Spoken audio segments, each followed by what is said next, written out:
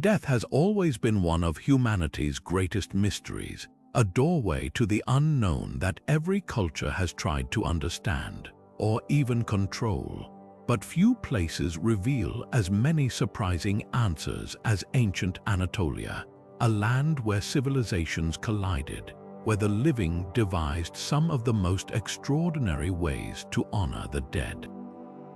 Imagine graves filled with honey to preserve the departed, tombs carved high into cliffs to defy time itself, and skeletons curled like sleeping infants, cradled in the earth for thousands of years. These weren't just burials, they were messages, rituals, even acts of defiance against the inevitable. And today, we're uncovering 30 of the most unusual, fascinating, and downright eerie burial practices this crossroads of the ancient world ever conceived. Anatolia wasn't just a place, it was a stage where Hittites, Phrygians, Lycians, and countless others performed their most sacred rites. This land, bridging Europe and Asia, became a melting pot of beliefs, each leaving behind clues in the way they laid their loved ones to rest. Some buried their dead beneath the floors of their homes, keeping them close even in death. Others sent their departed soaring into the afterlife on stone wings, high above the world of the living. Every burial tells a story, not just of the person laid to rest, but of an entire civilization's hopes, fears, and dreams of what lies beyond. So what drove these ancient cultures to such astonishing extremes? Was it love, power, or something deeper, a belief that death wasn't an end but a transformation? Over the next 30 revelations, we'll journey through tombs that defy logic, unearth rituals that border on the fantastical, and piece together the secrets of societies that refuse to let go of their dead without a fight. From golden masks to eerie underground cities of the deceased, each practice will leave you questioning everything you thought you knew about the ancient world. The mystery begins now, but the truth has been waiting for millennia. High in the rugged peaks of ancient Anatolia, some cultures practiced a burial ritual as stark as the mountain wind sky burials.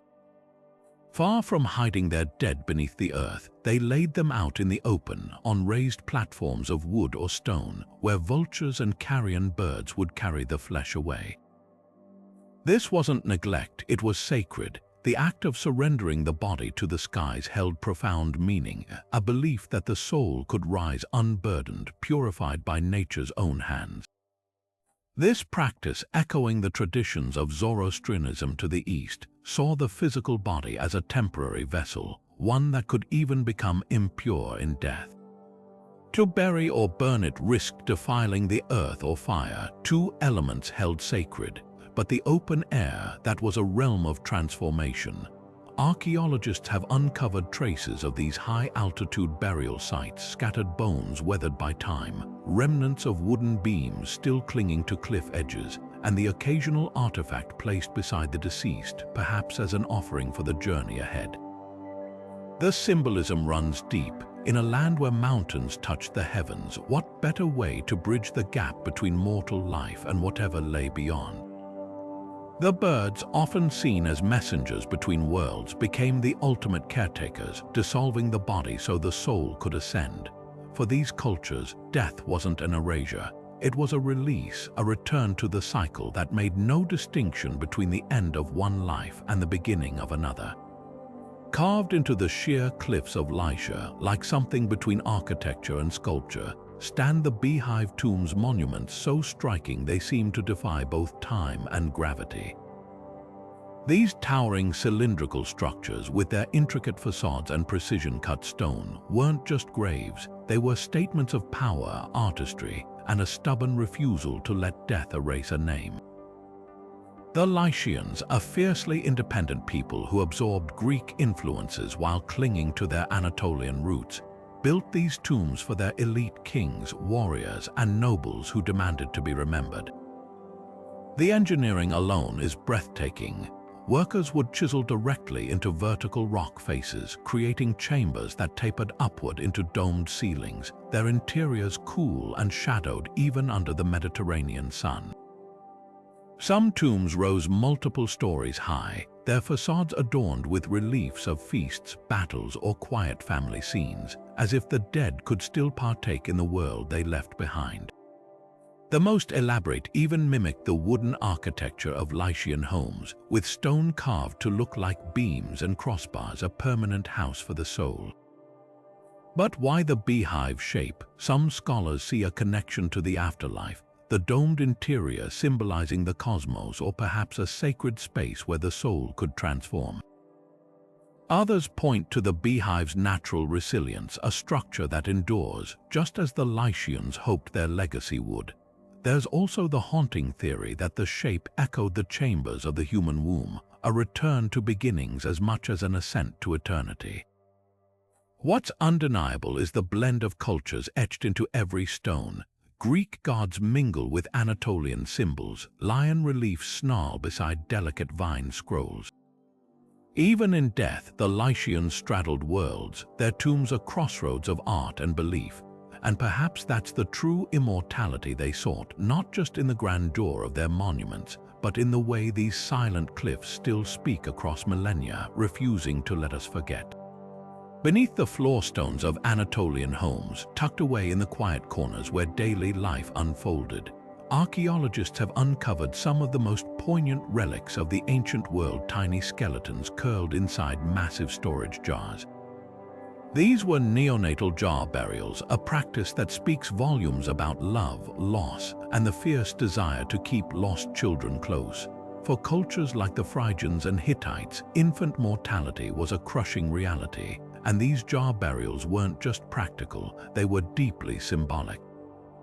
The jars themselves, often repurposed from everyday use, became wombs of the afterlife, their rounded bodies cradling the little ones as if returning them to the safety of the earth.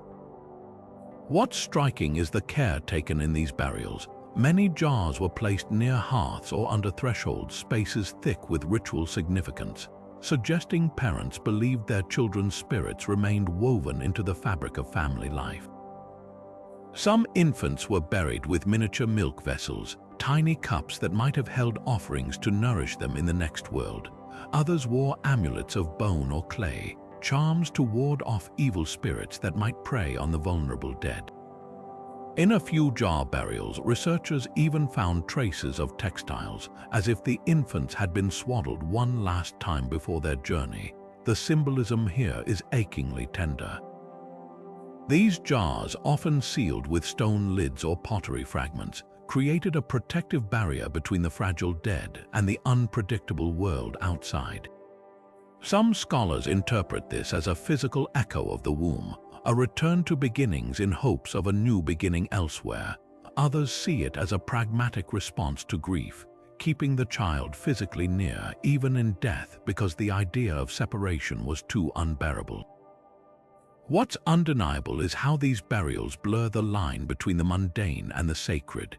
The same jars that once held grain or oil became vessels for the most intimate of farewells.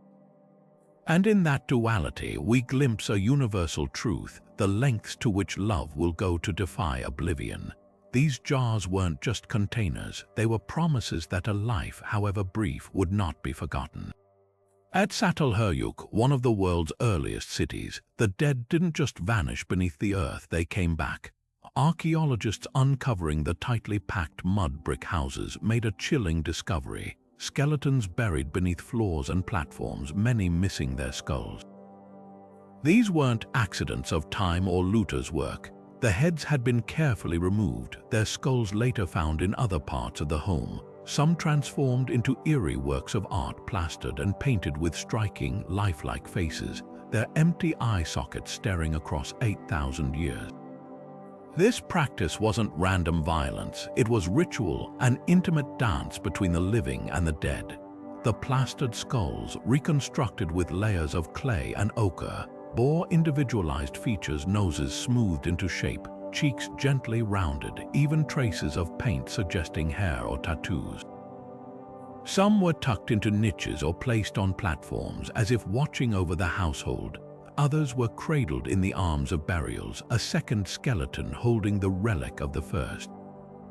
It's a scene that unsettles and fascinates.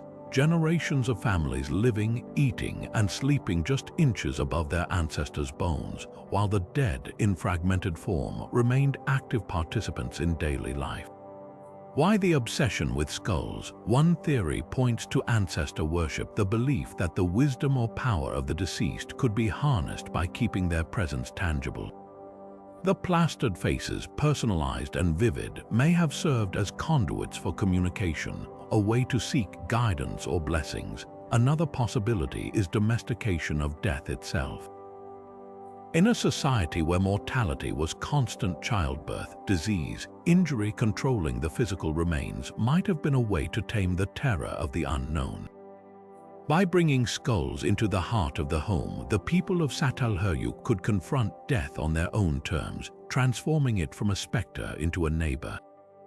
Then there's the mystery of selection. Not everyone received this treatment. Were the plastered skulls leaders, healers, or beloved elders? Or were they chosen by some other unknowable criteria? The answer may lie in the bones themselves. Some skulls show signs of repeated handling, smoothed edges from being passed between hands, or repairs to the plaster where cracks formed over time. These weren't static relics, they were active, almost living objects in the rhythm of the community. The headless bodies tell their own story. Many were found in fetal positions, tightly flexed as if in sleep or rebirth, sometimes caked in vivid red ochre, a symbol of lifeblood in the midst of death. A few graves contained multiple bodies, intertwined in ways that suggest familial bonds persisting beyond the grave, but always the absence of the skull looms a silent question. Did the removal happen soon after death when the flesh was still fresh, or years later when the bones were clean and the act became a kind of second funeral? What's clear is that Çatalhöyük's people saw no sharp line between living and dead. Their homes were microcosms of eternity, where walls held paintings of hunting scenes and vultures, where bull horns were mounted like talismans, and where the skulls of the past kept silent vigil. In plastering these faces, they did more than remember they resurrected.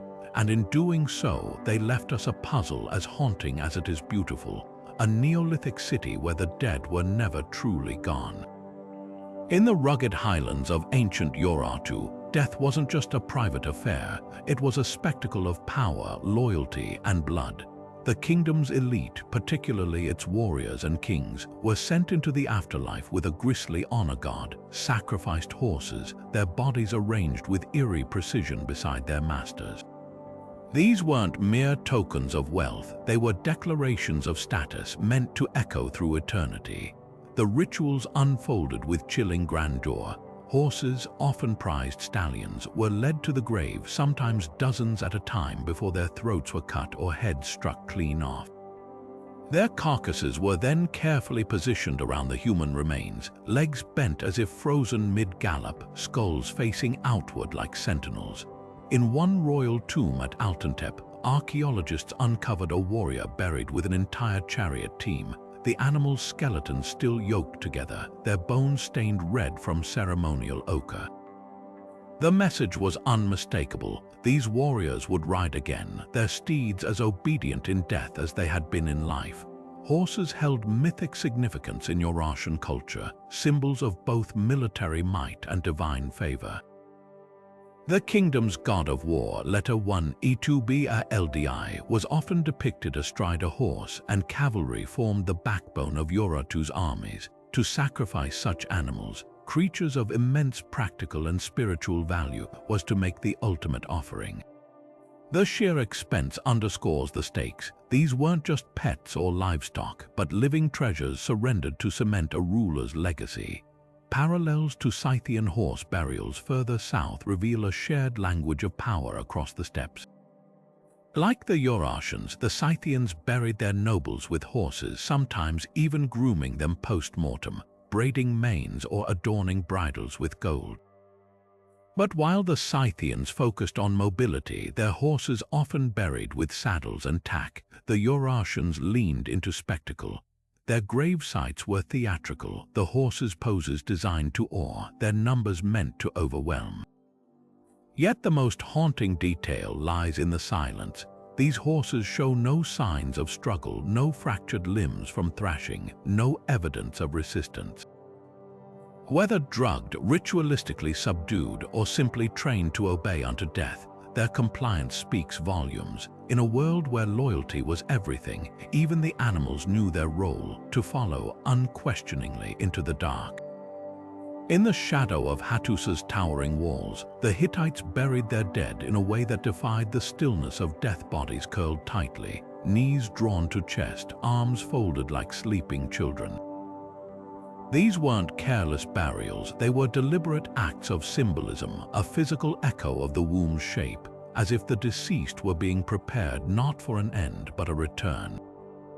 The fetal position, replicated across countless graves, speaks to a belief in cyclical renewal, a conviction that death might be nothing more than a pause before rebirth.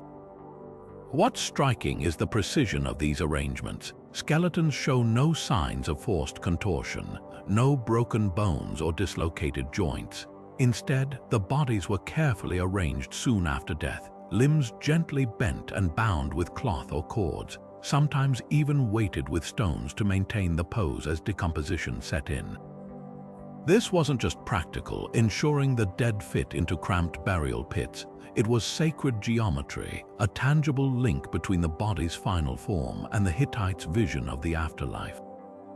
The grave goods whisper secrets of their own. Bronze mirrors, polished to gleaming perfection, often rested beside the folded bodies. Far from vanity, these mirrors likely served as portals or protective charms, reflecting evil spirits or illuminating the path to the next world. Some burials included spindle walls, hinting at a belief that the deceased might continue their earthly work beyond the grave. Others held animal bones, sheep or oxen, perhaps provisions for a journey or offerings to gods who guarded the threshold between worlds. Contrast this with neighboring cultures and the differences leap out. While the Phrygians favored jar burials and the Lycians built cliffside tombs, the Hittites embraced minimalism underfoot. Their graves were often simple pits, unmarked by grand monuments, yet rich in intimate detail. The absence of lavish displays suggests a quieter, more personal relationship with death, one where the body's posture mattered more than the tomb's opulence. Archaeologists have noted another curious pattern: the orientation of the bodies. Many face east toward the rising sun, reinforcing the rebirth motif. Others point north, aligning with Hittite cosmological beliefs about the realm of the dead. Even in stillness, these corpses carried direction, as if their very alignment could steer the soul toward its destination. The emotional weight of these burials lingers. Imagine the living kneeling beside their loved ones, arranging limbs with tender care, tucking mirrors into folded hands. This wasn't abandonment, it was an act of hope. By returning the body to its earliest shape, the Hittites whispered a promise across the centuries that endings and beginnings might be one and the same. Deep in the caves of prehistoric Anatolia, where sunlight rarely reached, the dead were bathed in a startling crimson, their bones carefully dusted with red ochre, as if death itself could be painted back into life. At sites like Çatalhöyük Cave, archaeologists have uncovered skeletons stained vivid red, the pigment clinging to skulls, ribs, and pelvic bones millennia after burial. This wasn't accidental staining from mineral-rich soil. It was a deliberate act, a final ritual that transformed the body into something sacred. The ochre itself tells a story. Sourced from iron-rich clay, ground into powder, and mixed with water or animal fat, it became a potent symbol, perhaps of blood, that essential force of life, or of the rising sun, promising renewal. Some graves show ochre poured directly over the body in thick layers, while others reveal delicate handprints or smears, as if mourners had touched the deceased one last time, leaving traces of their grief. Tools found nearby, flat stones used for grinding, hollowed-out shells holding pigment residue, hint at ceremonies where preparation was as important as application.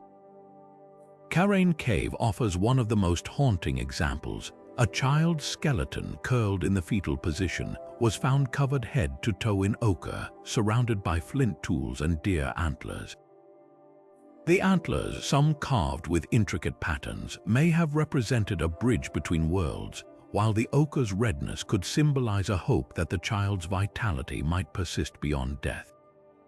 Nearby, an adult skeleton skull bore ochre in precise lines, almost like ceremonial face paint preserved for eternity. Why red across cultures and epochs? Red ochre recurs in burial rites from Neanderthal graves to Egyptian tombs, as if humanity instinctively linked this color with life's essence. In Anatolia, where caves were already liminal spaces between earth and underworld, the pigment might have served as both protection and passport, shielding the dead from malevolent spirits while signaling their right to enter whatever came next. Some scholars suggest the ochre acted as a preservative, not of flesh but of identity, marking the body as still belonging to the community, even in decay. The caves amplified the ritual's power, their walls, often adorned with paintings of hunting scenes or abstract symbols, turned these burials into immersive experiences. Echoes would have magnified chants or drums, flickering torchlight animating the ochre's glow. To bury someone here wasn't merely to hide a body, it was to place them within a living canvas where art and death intertwined.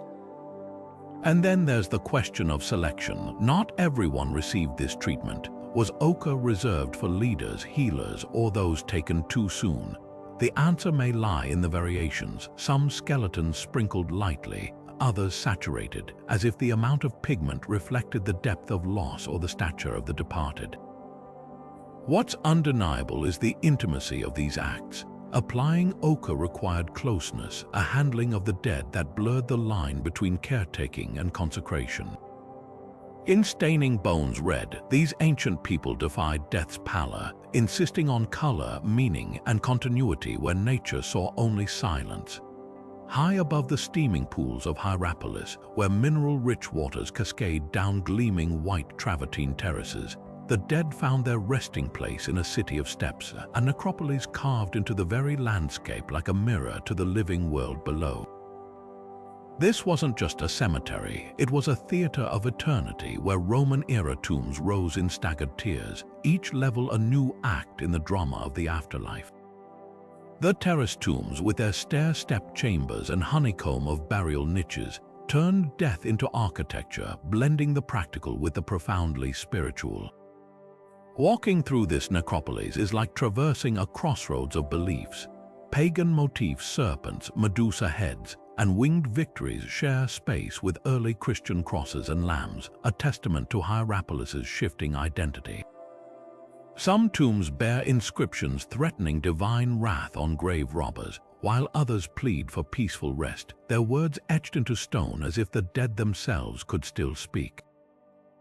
But the most chilling relics are the cursed tablets, thin sheets of lead rolled tight and buried with the dead, inscribed with pleas to underworld gods to punish enemies or rivals. One tablet, found pressed into a skeleton's hand, invokes the Furies to strike down a thief who stole a family's funerary offerings, proving that vengeance could outlast even death. The geology of Hierapolis shaped its dead as much as its culture. The same travertine formations that created the iconic pools layered over centuries by mineral deposits provided the perfect canvas for tombs.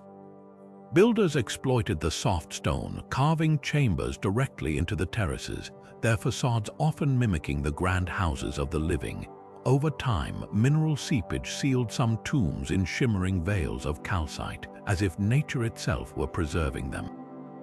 Other chambers were left open, their doorways framing views of the valley below, a deliberate choice to keep the dead connected to the world they once knew. What sets these tombs apart is their democracy. Unlike the exclusive cliffside burials of Lycia or the royal horse sacrifices of Urartian, the terrace tombs housed merchants, soldiers, freed slaves, and children, their graves marked not by grandeur but by intimacy. A child's tomb might hold a tiny terracotta doll, a soldier's a rusted dagger. Some niches still bear soot stains from oil lamps, evidence of nighttime vigils where the living communed with the departed. The interplay of light and shadow here is intentional. architects positioned tombs to catch the setting sun, bathing skeletons in golden light, a daily reminder that death wasn't an end but a transition. Even the earthquakes that frequently shook Hierapolis were incorporated into the ritual.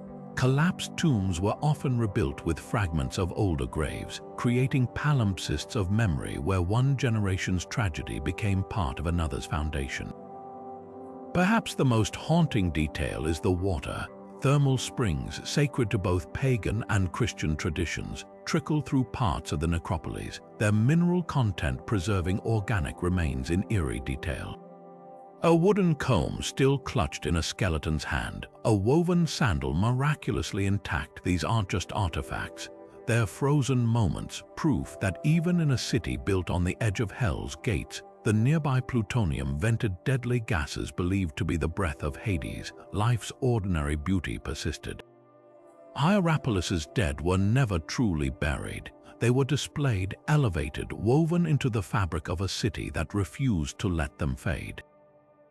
The terraced tombs, with their mix of menace and mercy, curses and prayers, stand as a paradox, a place where death was both feared and embraced, where the underworld felt close enough to touch, and where the line between the living and the dead was as porous as the travertine itself. Beneath the sun-baked plains of Anatolia lie mass graves that tell stories no epic poem dares to recount, tangled skeletons still locked in the agony of ancient combat. One such site, linked to the legendary Battle of Kadesh between the Hittites and Egyptians, reveals bones strewn in chaotic piles, some with arrowheads lodged in rib cages, others with skulls split by axe blows. These weren't ceremonial burials, they were emergency pits dug in the aftermath of slaughter, where victors and vanquished alike were dumped without ceremony. The trauma etched into these bones speaks louder than any historian's account. A femur snapped mid-shaft from a chariot's wheel, a vertebra notched by a bronze spear tip, a mandible crushed by a mace's brutal swing. What's chilling is the randomness of it all. Unlike the careful fetal positions of Hittite tradition or the curated horse sacrifices of Urartu, these burials show no reverence, only haste. Skeletons lie at odd angles, limbs flung across one another as if tossed mid-collapse. Some graves mix bones from both armies, their weapons still tangled together. Egyptian kopish blades wedged between Hittite shields as if death had forced eternal embrace upon enemies.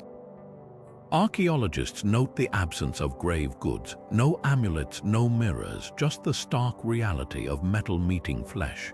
Yet within this chaos, patterns emerge. The prevalence of certain injuries, shield arms fractured from repeated blocks, right shoulders bearing deep cleave marks hints at formation combat's brutal rhythms. A cluster of adolescent skeletons with poorly healed childhood fractures suggests conscripted farmhands, not seasoned warriors. One grave even holds a healer's grim testimony, a skeleton with its own forearm bone splintered, buried beside the patient it failed to save. The soil itself tells secrets. Phosphorus levels spike in these sites, evidence of decomposing bodies left exposed before burial. In some pits, larvae casings from carrion beetles still cling to bones, proof that the dead lay unclaimed for days, maybe weeks, before someone shoveled earth over the horror. But the most haunting detail, footprints. At a Kadesh-era site near the Orontes River, excavators found sandal impressions pressed into the grave's floor, some small enough to belong to children, perhaps mourners, perhaps prisoners forced to bury the fallen. These graves force us to confront war's true cost, stripped of glory. No epic chance of heroism here, just a tibia snapped like kindling, a cervical vertebra drilled by an arrow's relentless spin, and the silent arithmetic of too many bodies for too few graves. In their disorder, they speak with terrible clarity that for all our grand tombs and sacred rites, death in battle often meant oblivion, a nameless heap in a ditch waiting for the earth to forget. Atop the windswept peak of Mount Nemrut, stone giants sit in eternal silence, colossal heads toppled from their bodies, their faces frozen in expressions of distant serenity. These are the so-called sleeping statues of Commagene, a kingdom that once straddled the cultural divide between Greece and Persia. King Antiochus I, a ruler obsessed with his own legacy, ordered these monuments built as part of a vast funerary complex, blending Persian sun worship with Greek hero cults into something entirely new. The statues depict gods and kings seated side by side. Their merged features Apollo's flowing locks paired with Persian royal diadems, symbolizing a deliberate fusion of worlds. The site's true marvel lies in its celestial choreography. Antiochus designed the entire complex as a cosmic clock, with terraces aligned to the summer and winter solstices. At dawn during these pivotal days, the rising sun strikes the eastern terrace statues in precise sequence, illuminating each face in turn, first the goddess Fortuna, then Zeus, then Antiochus himself, as if the heavens were anointing him among the gods. The precision is unnerving. Even the shadows cast by the statue's thrones form calculated angles, pointing to distant mountain peaks like markers on some divine map. Yet for all this grandeur, the king's actual burial chamber remains stubbornly elusive. Beneath a 50-meter-high artificial mound, a man-made mountain atop a mountain, no sarcophagus has ever been found. Archaeologists suspect the tomb lies hidden within the rubble-filled cone, protected by ingenious engineering. Ancient sources describe narrow, booby-trapped passageways lined with iron plates to deter grave robbers, though modern scans reveal only tantalizing voids. Some theorize Antiochus's body was cremated, his ashes mixed with sacred oils and placed in an urn beneath the statues. Others believe he lies intact, sealed in a chamber with walls inscribed in Greek, Persian, and an obscure script blending both, a final puzzle for eternity. The statues themselves tell a story of calculated ambiguity. Heracles holds a club but wears Persian trousers. Zeus bears a Greek thunderbolt yet sits on a throne adorned with Zoroastrian fire symbols. Even the king's own image oscillates between mortal and divine, his beard styled like a philosopher's but his head crowned like a sun god's. This wasn't mere vanity, it was theological innovation. Antiochus declared himself the manifest god, insisting his subjects celebrate his birthday as a holy day. The statues, facing both east and west, served as literal meeting points between cultures, their silent gaze overseeing a kingdom that refused to choose between worlds. Most haunting are the toppled heads. Earthquakes or iconoclasts knocked them from their bodies centuries ago, leaving the giants' disembodied faces staring blankly at the sky. The effect is surreal, as if the gods themselves had fallen into some eternal slumber, their dreams rippling across the mountain's barren slopes. Yet even in ruin, the site retains its power. At sunset, when long shadows stretch across the terraces, visitors report an uncanny stillness, as if the air itself holds its breath. Perhaps Antiochus succeeded after all, not in achieving immortality of flesh, but in crafting a monument so audacious, so enigmatic, that millennia later, we're still scrambling up his mountain, desperate to understand. Deep in the oak forests of Phrygia, where sunlight dappled through ancient canopies, the dead didn't descend into the earth, they ascended into the trees. The Phrygians, a people who saw divinity in every rustling leaf and gnarled root, practiced a burial rite as ephemeral as it was poetic, wrapping their loved ones in cloth or animal hides, then laying them to rest inside hollowed trunks or atop wooden platforms lashed between branches. These weren't just practical solutions for rocky terrain, they were acts of devotion, a return to the arms of nature's gods. Finding evidence of these burials is like chasing whispers. Unlike stone tombs or ceramic jars, wood decays, leaving behind only faint traces, a scattering of iron nails that once secured a platform, or pollen analysis revealing sudden bursts of disturbed soil beneath trees where bodies may have once swayed. But at Gordian, the Phrygian capital, archaeologists uncovered something extraordinary. The remnants of a massive oak, its trunk hollowed by time and human hands, with fragments of textiles and human bones still clinging to the interior. The tree had long since crumbled, but its skeleton told a story of the dead cradled in living wood, their bodies slowly becoming one with the forest. The symbolism here is profound. For the Phrygians, trees weren't just plants, they were conduits between worlds.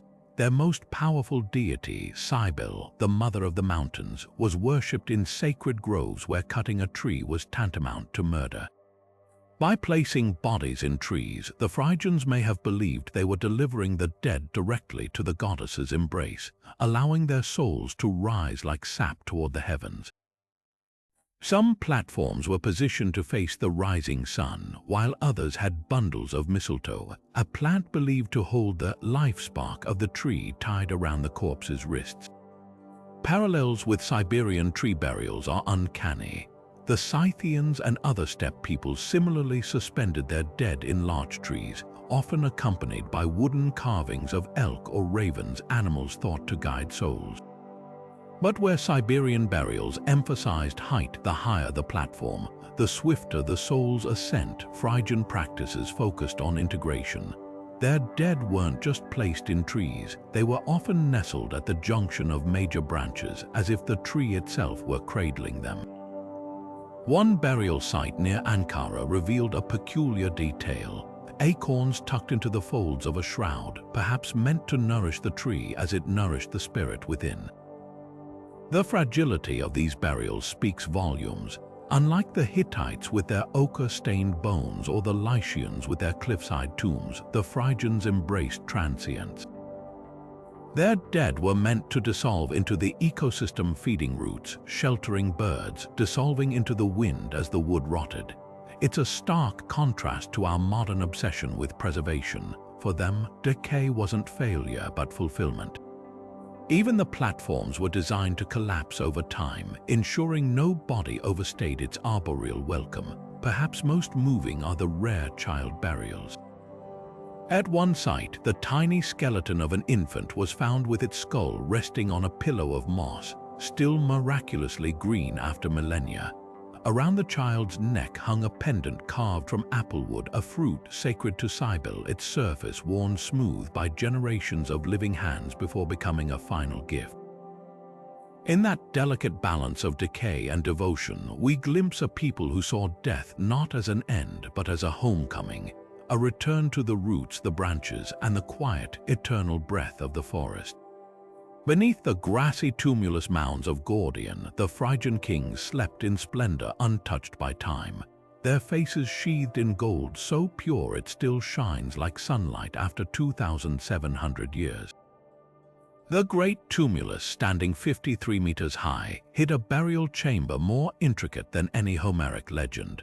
A wooden fortress of cedar and juniper logs, its walls draped with vibrant textiles and its floor littered with bronze cauldrons that once brimmed with honeyed wine. At its center lay a man whose name echoes through history, not Midas himself, but perhaps his father, his body clad in gold from brow to collarbone, the mask's delicate features hammered so thin they flutter at a breath.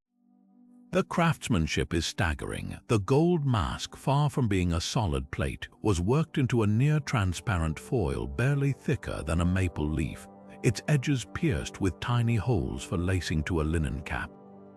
Traces of pigment suggest the mask was originally painted, lips stained vermilion, eyebrows darkened with charcoal blurring the line between metal and flesh. Surrounding the body lay textiles so well preserved they still retain their madder red dyes, their geometric patterns matching descriptions of Phrygian royal garb in Greek chronicles. But the true marvel is the wood. Cedar logs imported from Lebanon at staggering cost were notched and fitted without nails, their resinous aroma lingering millennia later, a built-in preservative that kept fungi and insects at bay. This tomb's contents resurrect the Midas myth with uncanny precision. Ancient Greek writers spun tales of a king whose touch turned objects to gold, but archaeology suggests a different magic, the Phrygians' mastery of gilding. Electrum-coated bronze vessels found in the tomb could explain the legend. Their surfaces, worn thin by polishing, might have flaked gold onto hands during feasts. Even the famous Madas monument, a rock-cut facade near Gordian, now seems less fable than memorial, a tribute to a real king whose wealth was so vast it inspired supernatural rumors.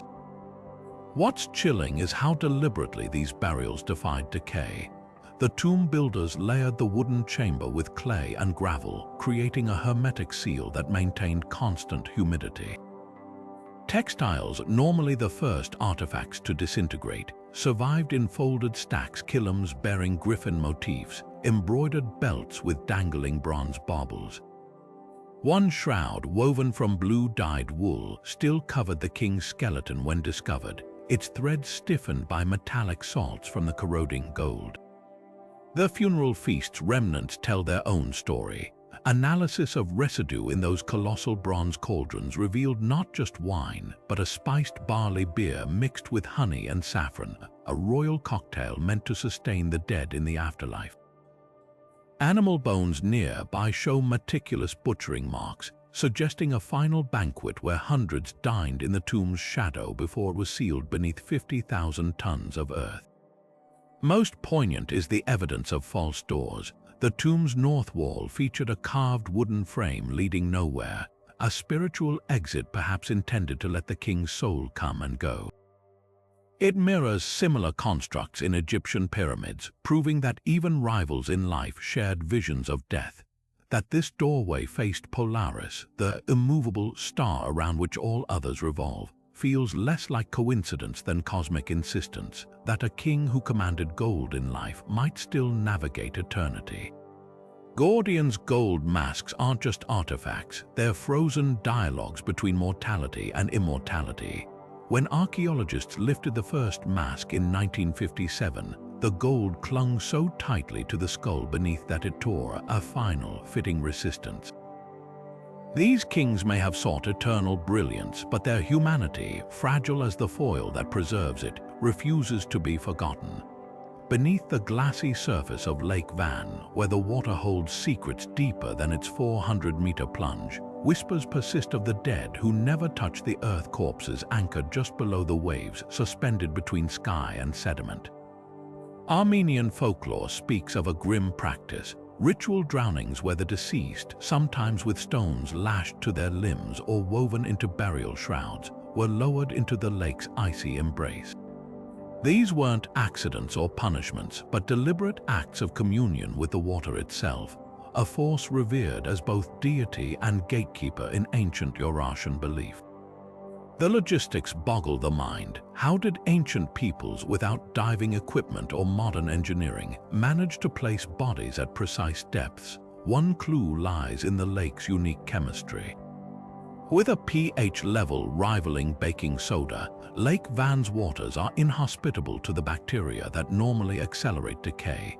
Combined with frigid temperatures below the surface, this creates a natural preservation chamber, one where corpses could remain eerily intact for years. Oral histories describe weights carved from volcanic tuff, a porous stone abundant in the region, its buoyancy carefully calibrated to keep bodies suspended rather than sinking outright. Some accounts even mention floating funerary platforms, wooden lattices that would gradually waterlog and descend over weeks, delivering their cargo to the abyss in stages. Modern technology has brought these legends into startling focus. In 2014, sonar scans commissioned by the Turkish government revealed dozens of oblong shapes resting 20 to 30 meters down, too regular to be boulders, too large for fish schools. Marine archaeologists noted their alignment along what was once the shoreline of ancient Urartu, clustering near the ruins of fortresses like Savastep. One particularly chilling discovery showed a cluster of these anomalies arranged in a spiral pattern, mirroring Urartian solar motifs found on temple altars. Could these be the floating dead, positioned to face the sunrise through shifting layers of water? The drownings themselves remain shrouded in debate. Were they sacrifices to the storm god Tesheba, whose domain included both thunder and fresh water, or rites of passage for elite warriors, proving their courage by enduring a symbolic death before emerging reborn? A handful of cuneiform tablets from the Urartian capital of Tushpa mention water trials, though whether these involved actual drowning or ritual mock-ups is unclear. The lake's shoreline yields more tangible evidence, votive offerings of miniature bronze boats, some no larger than a palm, each holding a clay figurine lying prone as if in eternal voyage. Then there's the enigma of the stone sleepers. Local fishermen still recount pulling up nets snagged on what they assumed were rocks, only to find the weights were carved with human faces, a detail that matches Urartian art styles. These stones, when examined, often bore shallow grooves where ropes might have been tied, hinting at a macabre practicality. The most unsettling theory suggests some bodies weren't weighted down at all, but wrapped in buoyant animal skins that would slowly bloat with gases, causing them to rise and fall with temperature changes, a ghastly dance visible from shore. What's undeniable is Lake Van's grip on the imagination. Even today, when mist rolls across its surface at dawn, villagers speak of shadows moving beneath the waves, not swimming but standing upright, as if the dead still keep their vigil in the deep. Science offers no confirmation, but perhaps that's beside the point. These stories, whether memory or myth, remind us that for the ancients, burial wasn't always about returning to the earth. Sometimes it was about becoming part of something boundless, a liquid eternity where the body, like the legends, never quite settles. In the rolling hills near Sardis, the ancient Lydian kings built tombs that played tricks on both the living and the dead, massive earthen tumuli crowned with intricately carved stone doors that led nowhere. These false doors, framed with geometric precision and sometimes adorned with lion reliefs or celestial symbols, were masterpieces of illusion. From a distance they promised passage, their lintels and thresholds mirroring the grand entrances of palaces. But up close the truth revealed itself, solid stone, unyielding as the cliffs themselves, sealing the dead inside their earthen fortresses. The symbolism here is razor sharp. For the Lydians, a culture steeped in trade and diplomacy, thresholds held immense power, physical markers between public and private, sacred and profane. The false door blurred these lines, serving as both barrier and invitation. Archaeologists believe it represented the liminal space between worlds, a place where the soul could pass freely even as the body remained anchored. Some doors bore inscriptions in Lydian script, phrases like "enter with reverence" or "the sun receives you," reinforcing their role as spiritual portals. The most elaborate examples featured carved keyholes or knockers, as if the dead might one day answer, but the living, as always, found ways to cheat death's design. Grave robbers, lured by legends of Lydian gold, tunneled like moles beneath these mounds, bypassing the sacred doors entirely. At Bin Teep, the Thousand Mounds complex near Sardis, nearly every tomb shows signs of violation, jagged shafts plunging diagonally through layers of compacted earth and stone, their walls still scarred by pick marks. The irony is palpable. Thieves ignored the grand facades meant to awe and intimidate, instead burrowing through the unadorned earth like termites. One tomb, attributed to King Aliat's, father of the famed Croesus, reveals the thieves' brutal efficiency. Its false door stands pristine, its lintel carved with a procession of chariots. Yet beneath the mound, a robber's tunnel cuts straight to the burial chamber, its path avoiding structural traps like stone plugs or iron spikes. The tunnel's ceiling still bears soot stains from oil lamps, and in one section, a discarded wineskin, proof that looting was a patient, even social affair. The tomb chambers themselves tell a quieter story. Where robbers left fragments behind, we glimpse the Lydians' unique blend of luxury and restraint. Bronze fibulae shaped like grazing deer, glass amphorae that once held perfumed oils, and delicate silver kyathoi ladles for ceremonial wine speak of a culture that valued artistry as much as opulence. Notably absent are the gilded excesses of Phrygia or Urartu. Lydian gold, when it appears, is hammered into thin leaf or woven into textiles, a whisper of wealth rather than a shout. Perhaps the most haunting detail is what the robbers missed. In one plundered tomb, archaeologists found a child's ivory rattle hidden beneath a collapsed ceiling beam, too insignificant for thieves, too precious to ignore. Its discovery, inches from a tunnel wall, suggests a frantic moment, a parent or servant slipping it into the burial at the last second, defying even death's protocols. Today, these mounds still dominate the landscape, their false doors standing as stubbornly closed as ever. Modern scans reveal hollow chambers untouched for millennia, their contents waiting for technology gentle enough to respect the threshold.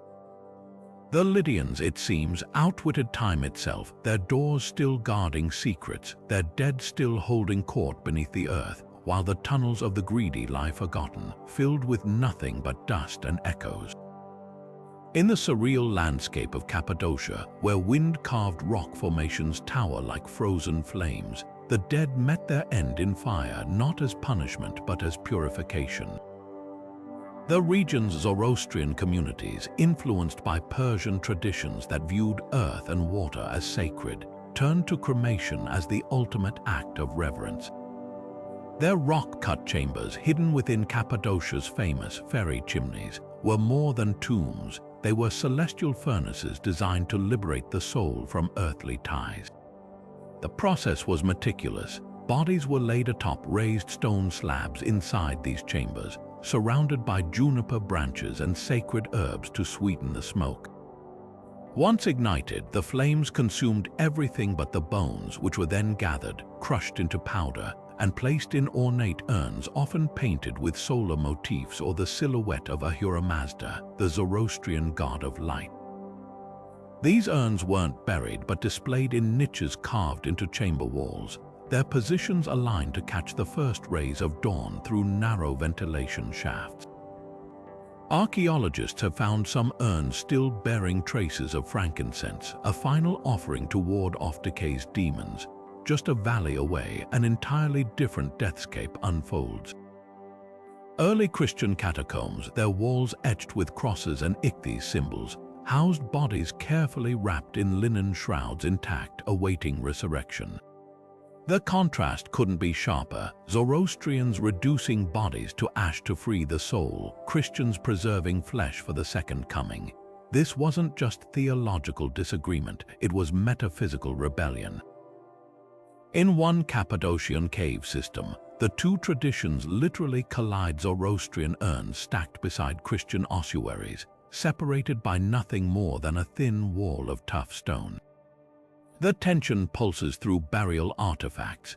A Zoroastrian urn discovered near Gurim bears scratches where someone later gouged a crude cross into its surface. Conversely, Christian catacombs show signs of forced reuse, ashes scattered to make room for new burials. These were acts of defiance, a silent war waged over the bodies of the dead. Even the landscape itself took sides.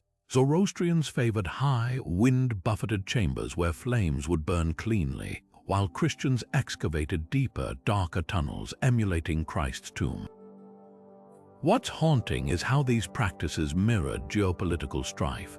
When Sasanian Persia clashed with Byzantine Rome, the conflict seeped into mortuary rites. A 6th century decree from Constantinople banned Zoroastrian cremations, forcing practitioners to disguise their chambers as Christian tombs, urns hidden behind false walls, fire vents camouflaged as air shafts. Some families went further, adopting dual rites, a public Christian burial followed by a secret nighttime cremation. The risks were real. Charcoal deposits in one cave suggest a cremation interrupted, the chamber abandoned mid-ritual with bones still on the pyre. Yet amid the strife, moments of synthesis emerged. In the village of Avonos, a hybrid burial cave contains urns marked with both cross and Faravaha symbols, suggesting a family divided by faith but united in grief.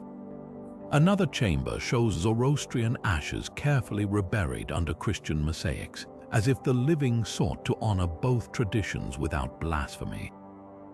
These compromises whisper of a Cappadocia where death, for all its ideological weight, still bowed to human tenderness. The fires are long cold now, the urns emptied by time or thieves. But the chambers remain blackened ceilings, soot-stained ventilation ducts, and the occasional bone fragment clinging to a crevice. Standing in these spaces, you can almost hear the clash of beliefs echoing off the rocks, the crackle of sacred flames, the murmur of Christian prayers, and beneath it all, the quiet insistence that how we bury our dead reveals everything about how we value the living. At Sayanu, a Neolithic village older than the pyramids of Egypt, the dead didn't lie down, they sat up, their bones arranged as if gathered for some eternal council. Discovered in southeastern Anatolia, these seated burials are among the most haunting relics of early agriculture, with skeletons folded into tight crouches, arms often wrapped around their knees like sleeping children. But this wasn't some peaceful slumber. The positioning required deliberate effort. Ligature marks on wrists and ankles suggest bodies were bound into this posture shortly after death, perhaps to mirror the fetal shape of birth or to conserve space in communal pits. The pits themselves tell a story of kinship that defies modern individualism. Dozens of bodies were interred together, layered like strata in the earth, their bones sometimes intermingled as if embracing. Unlike later cultures with their private tombs, Sayanu's people returned to the soil collectively, a practice that may reflect the communal labor of early farming. Analysis of the bones reveals shared where patterned spines curved from years of grinding grain, knees scarred by prolonged squatting in fields suggesting these weren't just random groupings, but families or workmates united even in death. Then there's the horror lurking nearby, the so-called skull building. This structure, its floor paved with human skulls, contained cranial fragments from at least 400 individuals, many showing deliberate cut marks. Some skulls had been polished smooth, their eye sockets stuffed with clay, others bore traces of ochre as if painted post-mortem. Were these trophies of war? Ancestral relics, or something more unsettling, evidence of a death cult that venerated the human head as a vessel of power. The building's central pillar, a massive stone slab incised with serpentine patterns, only deepens the mystery. What connects these seated burials to the skulls is kinship twisted to ITS Chinese letter. In life, Sayanu's people shared crops, tools, and homes. In death, they shared pits and perhaps even their skulls. The seated pose, far from passive, feels eerily alert, as if the dead were waiting to be called upon. And in the skull building, they may have been. Broken mandibles found near the structure hint at decapitation rituals, while the absence of cervical vertebrae suggests heads were removed after decomposition, curated like sacred objects. The agricultural context can't be ignored. As one of the first societies to domesticate wheat and lentils, Sayanu's people were literally rooted in the earth. Their seated burials might symbolize a return to the soil not as inert matter, but as active participants in its cycles, sowers becoming the sown. Even the skull building's location at the village geographic center mirrors the storage pits for grain, as if human remains were another crop to be harvested. The most chilling detail, a handful of seated burials were found with their skulls replaced by animal craniums, deer, boar, even aurochs. Whether this was punishment, honor, or some unknowable metaphor, it blurs the line between human and beast, hunter and hunted. In Sayanu's silent earth, the dead don't rest. They remain at attention, their hollow eyes fixed on a world that long forgot them, their skulls whispering secrets we'll never fully decipher. Scattered along the rugged coastline of Lycia, like stone storybooks half buried in the earth, stand the region's legendary sarcophagi, not just coffins, but canvases where mythology and mortality collide. These weren't mere containers for the dead. They were declarations of lineage, valor, and divine favor, their sides carved with scenes so vivid they seem to shudder with life even now. Take the so-called hero sarcophagus from Xanthos, its limestone surface a riot of motion. Bellerophon astride Pegasus, his spear plunging into the chimera's throat, while sirens swoop overhead with harps clutched in their taloned hands. The craftsmanship is staggering, every muscle taut, every wingtip feathered in stone, the chimera's serpent tail twisting as if still thrashing in its death throes. But why depict this particular myth? For Lycian elites, Bellerophon wasn't just a Greek hero, he was family. Local lore claimed the warrior married a Lycian princess after slaying the monster, his bloodline flowing into their aristocracy. By carving his victory on their tombs, Lycian nobles weren't just honoring legend, they were staking a claim to it, weaving their own deaths into the fabric of epic triumph. Other sarcophagi doubled down on this message. One shows Heracles wrestling the Nemean lion, another depicts the Trojan War with Lycians fighting alongside Hector. The subtext was clear, these weren't ordinary men in death, but peers of demigods. The compositions revealed deeper codes. On the Payava sarcophagus, now in the British Museum, the deceased appears twice, once as a mortal receiving honors, and again among the gods, his soul welcomed by winged deities. The transition unfolds left to right, a visual metaphor for the journey from earthly fame to eternal glory. Even the sarcophagus lids played a role, often sculpted as banqueting couches with the deceased reclining as if at a symposium, cup in hand, forever suspended between celebration and repose. What's haunting is how these scenes mirror real Lycian values. A maritime people perpetually under threat from pirates and empires, they venerated the very traits these carvings celebrated. Cunning over brute strength, Odysseus appears frequently. Loyalty to allies, Patroclus cradled by Achilles, and defiance against impossible odds. The chimera was, after all, a fire-breathing amalgam of lion, goat, and serpent. The sarcophagi became propaganda in stone, their narratives reinforcing the virtues that secured Lycia's survival. Yet for all their grandeur, these tombs held intimate secrets. Some feature tiny, hidden panels, a grieving widow carved near the base, a child's hand clinging to the hero's cloak. These subtler touches remind us that behind the epic posturing were real people, their grief and hope etched as surely as the myths. The stone might proclaim immortality, but the cracks between the scenes whisper of mortality's true cost. Today, many sarcophagi stand exposed to the elements, their pigments long since washed away by Mediterranean rains. But when sunlight strikes at dawn, the shadows deepen every chisel mark, and for a moment the battles rage again. The heroes leap, the monsters roar, and the dead stir beneath their stories, waiting for someone to read them aloud. The rock-cut tombs of Myra stand frozen in an eternal lament, their facades carved with figures whose stone cheeks still glisten with imagined tears. These crying tombs, clustered along the cliffs like a chorus of grief, depict mourners with hands pressed to their faces or clutching their hair in theatrical despair, some even with carved tears streaming down their cheeks in undulating grooves designed to catch the light.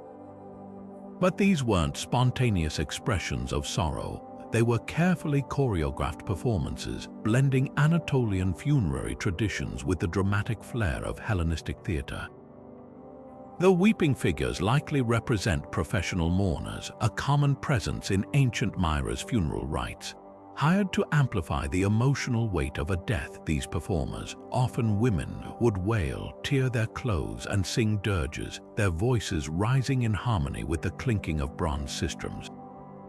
The tombs immortalized their gestures at peak intensity, heads thrown back, mouths open in silent screams, robes carved to appear disheveled as if caught mid-collapse. What's striking is the contrast between their dynamism and the stillness of the deceased's effigy, often reclining serenely above the scene, untouched by the chaos below. This duality speaks volumes. The living were expected to perform grief, while the dead were depicted as having transcended it. The Hellenistic influence is unmistakable. Myra, a coastal city steeped in Greek culture, treated death as spectacle. The mourners' poses mirror tragic masks from contemporary theater, their exaggerated expressions designed to be legible from a distance. Even the tomb facades resemble stage sets, with columns and pediments framing the weeping figures like actors in a play. Archaeologists have found traces of pigment on some tombs, suggesting the figures were once painted in vivid hues, ochre for hair, crimson for tear-streaked cheeks, transforming the cliffs into a literal theater of mourning visible to ships entering the harbor. But beneath the theatrics lay deeper beliefs. The tears weren't just for show, they served as spiritual currency. Inscriptions on some tombs implore passers-by to shed a tear for the departed, as if collective grief could nourish the soul's journey.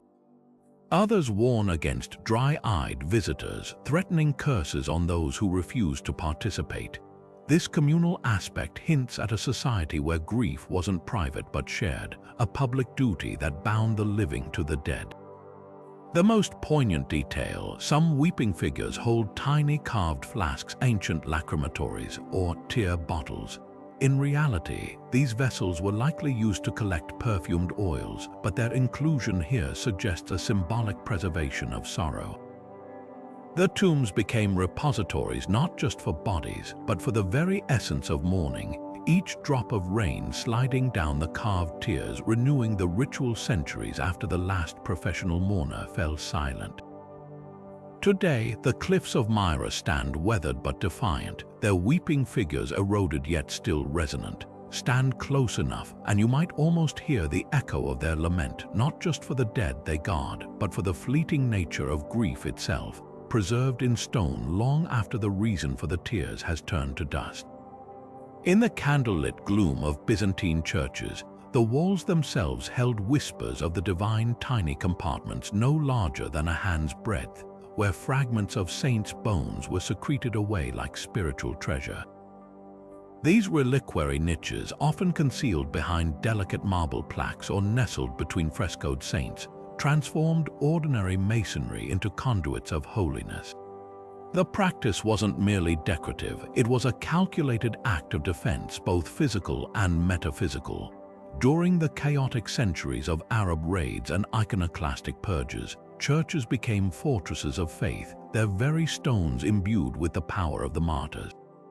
The relics themselves were shockingly modest: a finger bone encased in glass, a tooth wrapped in silk, a lock of hair pressed into wax, yet their installation was anything but casual.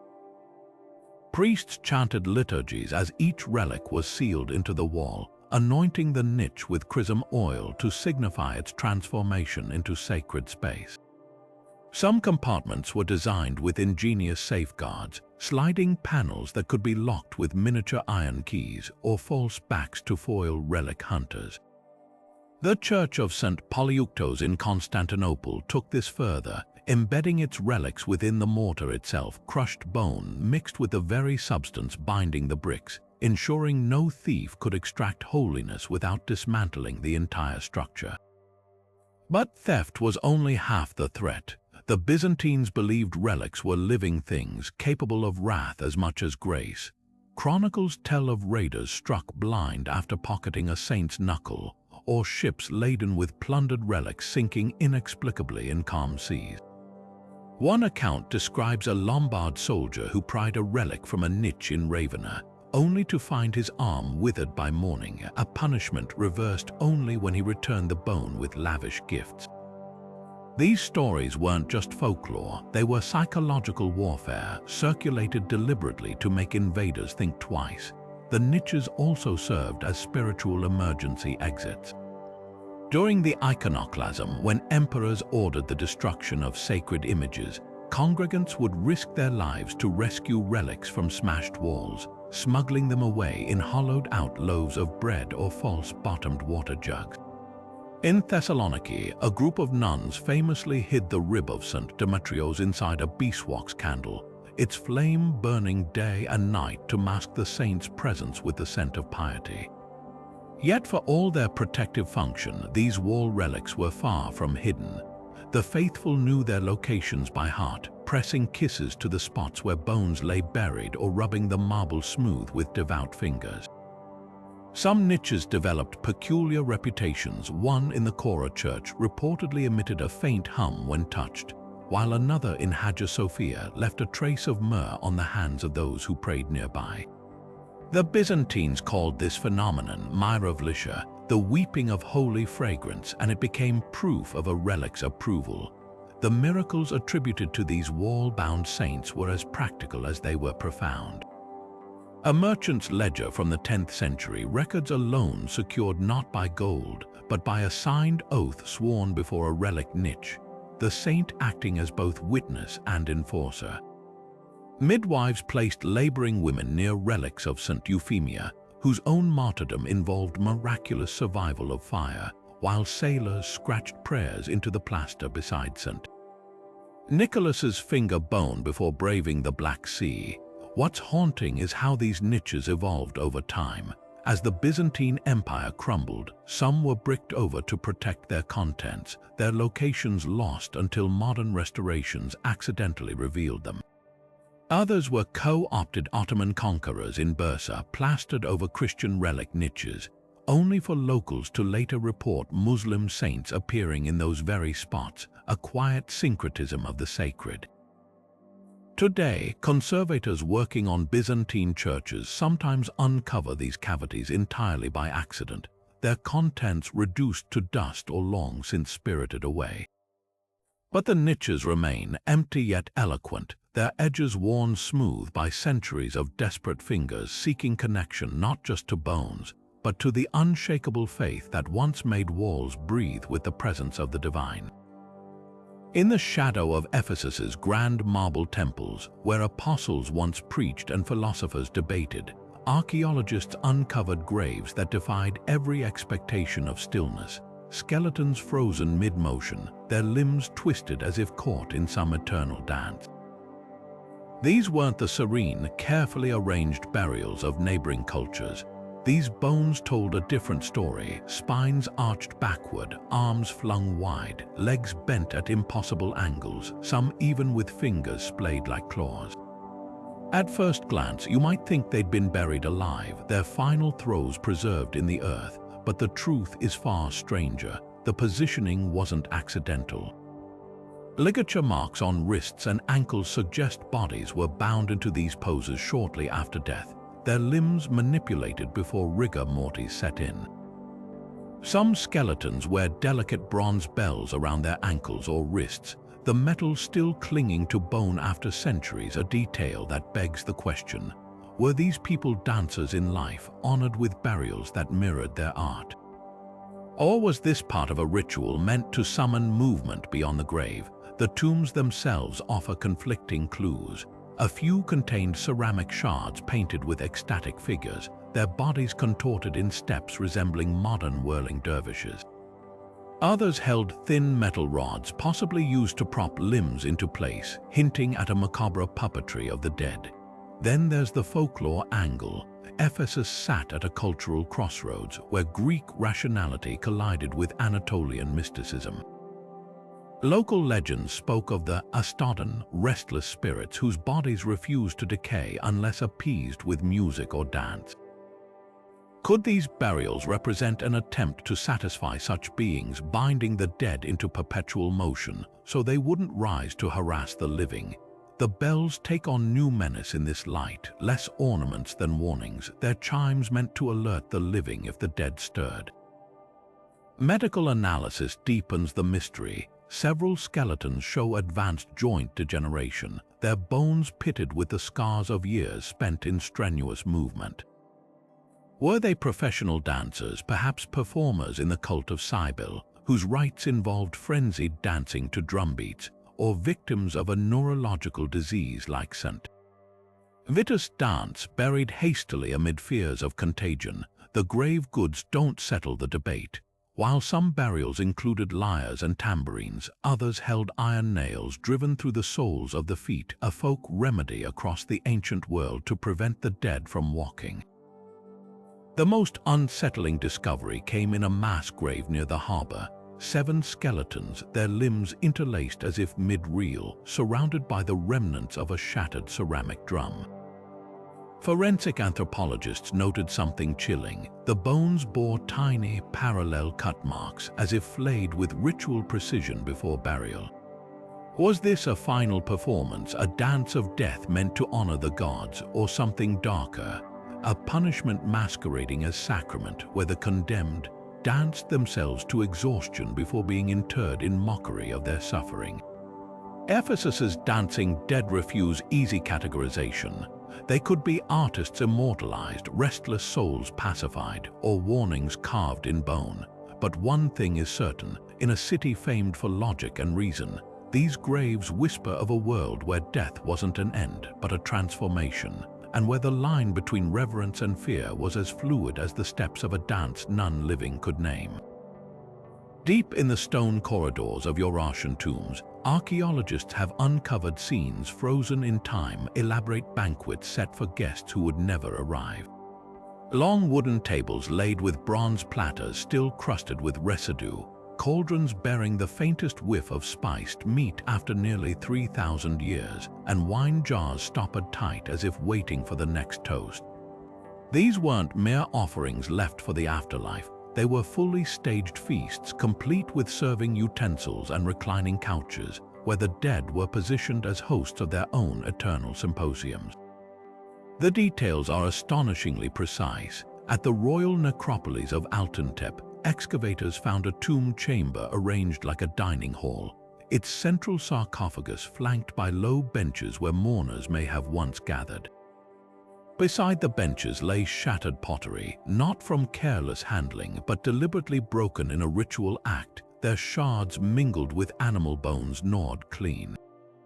Chemical analysis of the residues tells a vivid story. One cauldron held traces of lamb stew thickened with chickpeas and seasoned with saffron, while another contained a tart, fermented beverage made from pomegranates and honey. The wine jars, their interiors stained purple, tested positive for terebinth resin, an ancient preservative that would have given the drink a piney, medicinal bite, not unlike modern retsina. This wasn't random indulgence, it was spiritual theater. Urartians believed the dead required sustenance for their journey to the underworld, but not as passive recipients. The banquet setup suggests the deceased was expected to actively participate, to preside over the feast as they had in life, welcoming divine guests or ancestral spirits. Some tombs even contained dummy vessels, empty but meticulously placed, as if reserving seats for invisible attendees. A particularly chilling discovery at Savastep revealed a skeleton reclining on a couch, one hand still curled around the stem of a gold drinking cup, its base inscribed with a warning: "Whoever disturbs this cup answers to the storm god Tesheba." The logistics of these feasts raise fascinating questions. How long did mourners stay in the tomb, eating alongside the dead? Were certain dishes reserved for deities, like the honey cakes found stacked near altars? And why were some cauldrons filled to the brim while others held only symbolic morsels? The answers may lie in Urartian cosmology.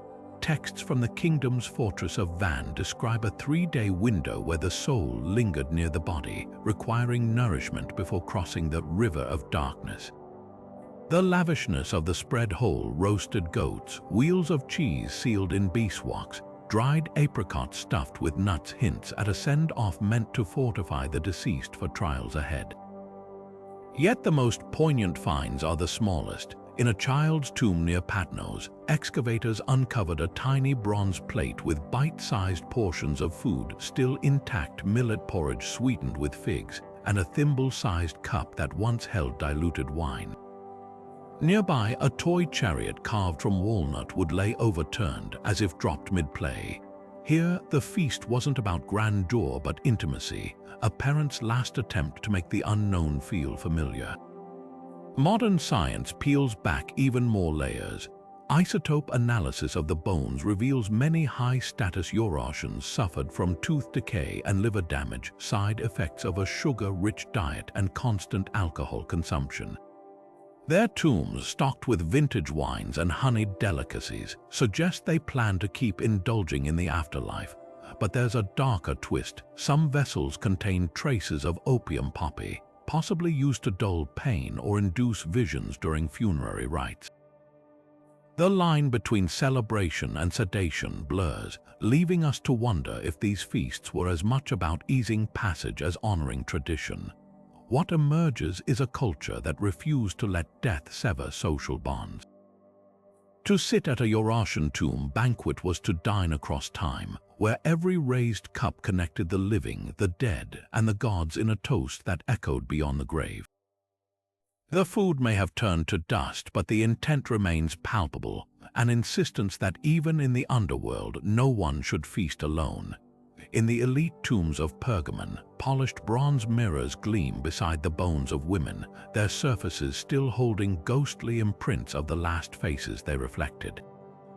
These weren't vanity items tossed carelessly into graves, they were spiritual tools positioned with eerie precision. Some laid across the chest like shields, others angled toward the skull as if to catch a fleeting glimpse of the soul's departure. The mirrors' backs often bore engravings of Hecate, the triple-faced goddess who governed crossroads, ghosts, and the treacherous paths between worlds. For the women of Pergamon, death wasn't an end but a labyrinth, and these mirrors were their guides. Gender shaped every facet of these burials. While men's graves bristled with weapons or athletic gear, women's tombs contained objects tied to domestic ritual, loom weights, perfume bottles, and above all, mirrors. The connection to Hecate is palpable. As a goddess who carried torches to illuminate the underworld, her image on mirrors suggests they functioned as portable light sources for the soul's journey. One particularly fine example from the Acropolis of Pergamon shows Hecate's three faces peering from the mirror's handle. One young, one mature, one aged, symbolizing life stages and the cyclical nature of existence. The mirror's owner, a priestess named Matrodora, was buried with it clasped in her hands, its surface deliberately cracked, perhaps to release her reflection into the afterlife. The placement of these mirrors reveals layered symbolism. Those found near the head may have served as soul catchers, capturing the last breath as it escaped the lips.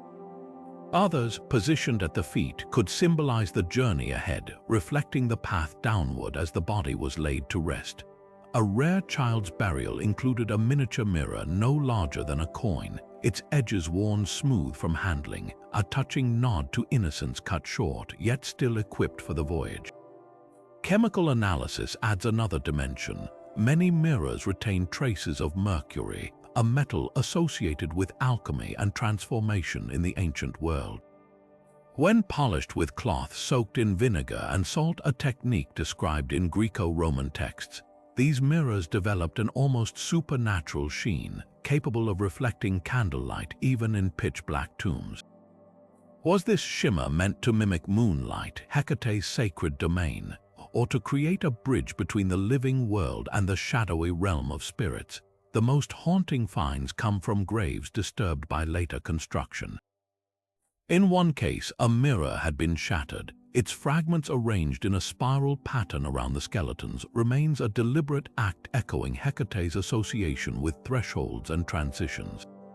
Another burial revealed a mirror placed face down beneath the corpse, its reflective side pressed into the earth like a seal. These weren't careless accidents, they were calculated gestures, ensuring the soul's passage couldn't be reversed. Pergamon's mirror burials blur the line between object and oracle. To gaze into one today is to glimpse not your own face, but the lingering echoes of women who believed reflection was more than vanity. It was the first step into eternity. The bronze may have dulled, but the intention remains luminous. A final act of defiance against darkness, a whispered promise that even in death no one need journey alone. Beneath the floors of Hittite homes, a network of narrow clay tubes snaked through the earth like roots thirsting for connection, not to water but to the dead.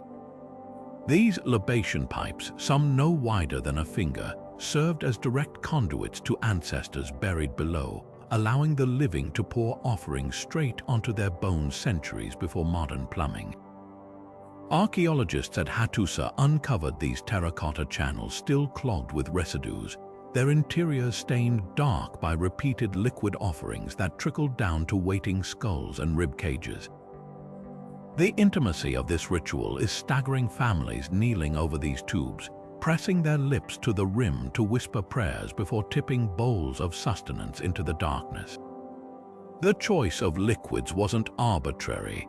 Analysis of residue reveals a sacred trifecta: barley beer symbolizing earthly abundance, honey representing divine sweetness, and on solemn occasions, the metallic tang of animal blood, usually from sacrificed sheep, binding the living and dead in a covenant of remembrance. One particularly well-preserved pipe at Çatalhöyük still held congealed droplets of all three, layered like sedimentary echoes of successive ceremonies. Texts from Hittite temple archives describe accompanying chants, their rhythms mimicking the glug of liquid through the tubes. "Drink, honored one, as you drank among us, and take this blood and speak our names in the house of the gods." The engineering was as precise as the theology. Pipes angled at exactly 45 degrees to prevent clogging, their interiors deliberately roughened to slow the liquid's descent, perhaps extending the ritual's sensory impact. Some featured ceramic filters to strain solids from offerings, while others branched like tree roots to connect multiple burials in a single libation network. At Çatalhöyük, excavators found a royal tomb with 16 converging pipes, their outlets positioned above the skeleton's mouth, hands, and feet, ensuring no part of the body was neglected in the afterlife's nourishment. Seasonal variations emerge from the archaeological record. Spring pipes show higher concentrations of fermented beverages, possibly tied to planting rites, while autumn tubes reek of pomegranate wine and roasted grain pastes. Winter solstice offerings stand out, their residues flecked with evergreen resins and traces of molten fat, suggesting warming broths poured to sustain ancestors through the bitter months. The most poignant finds are the child-sized pipes, barely straw width, found in residential districts. One still contained a dried pea lodged midway, likely shoved in by a toddler mimicking rituals they didn't yet understand, a tiny hand bridging generations. The pipes also served as spiritual hotlines. Cuneiform tablets describe pressing one's ear to the tube after pouring offerings, listening for whispers or drips interpreted as ancestral responses. At Sarissa, a double-chambered pipe system allowed two-way communication, with a speaking funnel above ground and a resonance chamber below amplifying any sounds from the grave. How many desperate questions trickled down these channels over centuries? How many hopeful mourners mistook Earth's natural shifts for voices from beyond? What lingers most is the continuity. Some pipes show wear patterns from thousands of uses, their rims polished smooth by generations of hands. Others were repaired with bitumen or wrapped in linen where cracks threatened the sacred connection. In one instance, a pipe broken by construction was meticulously replaced not just functionally but ceremonially, with clay from the original mold, as if the very material held memory. These weren't temporary measures, but lifelong bonds stretched thin across mortality's divide, each offering a whispered promise. We still draw water for you. We still set a place at the table. We still remember. The final libations carry special poignancy. As Hattusa fell to invaders, panic echoes in the archaeological record, pipes hastily sealed with wax or stuffed with wool, as if protecting the dead from impending chaos. One particularly brutal discovery near the city's south gate, a pipe snapped mid-ritual, its lower half still embedded in the ground, the upper lying beside a skeleton clutching an upturned offering bowl. In that shattered conduit, we glimpse not just a broken artifact, but a severed conversation, the last words whispered into clay before the darkness swallowed them forever. At Sardis, the glittering capital of ancient Lydia, the dead didn't rest in peace, they rested in fury. The city's necropolis brims with tombs bearing inscriptions that blur the line between epitaph and legal threat, their words etched with the precision of a courtroom decree and the venom of a blood oath. Whoever dares disturb this tomb warns one slab from the 6th century BCE. May the earth deny him grain, the sky deny him rain, and his children wither like plucked vines.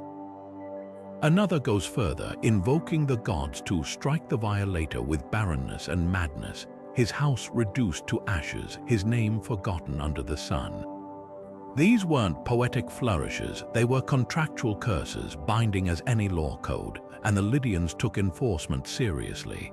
Legal inscriptions found in Sardis's civic archives reveal a startling fact. Tomb robbery wasn't just a crime against the dead, it was a capital offense. Trial records describe defendants forced to stand atop the violated grave while priests recited the curse aloud, turning the accused into living targets of divine retribution. One stele recounts the fate of a thief named Atrastus, who stole a gold funerary wreath only to be caught days later when his hands erupted in inexplicable boils. The court didn't see coincidence, they saw cosmic justice. His sentence, to be sealed inside the very tomb he'd robbed, left to starve beside the corpse he'd dishonored. The psychology behind these curses reveals a society obsessed with legacy. Lydia, after all, invented coinage, a culture that understood value as something that had to endure beyond its creators. Tomb inscriptions often list the deceased's accomplishments in minute detail. Ardis, son of Gyges, built this with wealth earned from 40 years of honest trade. To steal from such graves wasn't just theft, it was identity erasure. The curses didn't merely threaten physical harm, they promised annihilation of memory. May no one speak his name at feasts, spat one curse, nor pour libations to his ancestors, nor carve his lineage in stone. In a world where existence hinged on being remembered, this was the ultimate damnation. Modern archaeology has unearthed eerie validations of these threats. In 1962, excavators opened a plundered tomb near the Pactolus River to find a skeleton sprawled atop scattered grave goods, not an ancient corpse but a Roman-era intruder. His spine showed signs of violent trauma, and clutched in his hand was a silver statuette identical to one described in the tomb's curse as protected by the wrath of Demeter. Local records from the 2nd century CE mention a bandit named Lycian vanishing near Sardis after bragging about looting the old stones by the river. Coincidence perhaps, but in a land where curses were law, even chance wore the mask of justice.